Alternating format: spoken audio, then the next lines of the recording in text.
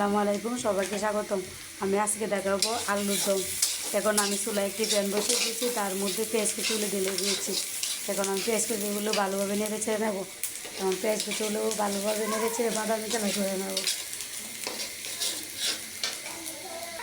এখন আমি সুস্বাদু আলুর দমের রেসিপি তৈরি করছি।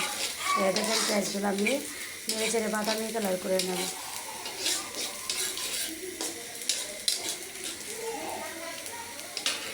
দিয়ে দেবো লবণ।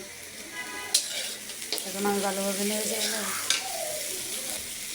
আদা রসুন বাটা এখন ভালোভাবে নেড়ে চেড়ে নিচ্ছি।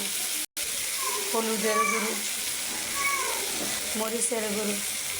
এখন আমি ভালোভাবে মশলাগুলো ভালোভাবে কষিয়ে নেব। এখন আমি নেড়ে চেড়ে ভালোভাবে কষিয়ে নিই। এখন আমি অল্প পরিমাণ পানি দিয়েছি এবং মশলাগুলো ভালোভাবে কষিয়ে নিই।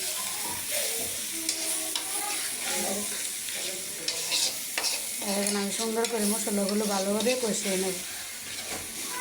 কষিয়ে নিচ্ছি। দেখে কি সুন্দর কষানোর একটি ফ্লেভার চলে এসেছে। আমি আবারও মশলাগুলো ভালোভাবে নেড়ে চেড়ে যাবো যাতে তেলে না লেগে যায়। এখন আমার মশলাগুলো দেখেন কি সুন্দর একটু গরম হয়ে গেছে। এখন আমি মশলার মধ্যে আলুগুলো ভালোভাবে কষিয়ে নেব।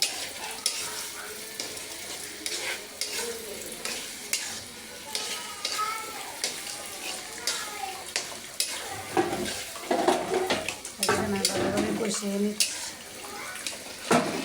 অল্প পানি দিয়ে আলুগুলো সিদ্ধ করে নিচ্ছি। এখন আমি ভালোভাবে সিদ্ধ করে নেব আলুগুলো। এই দেখেন কি সুন্দর আলুর দম।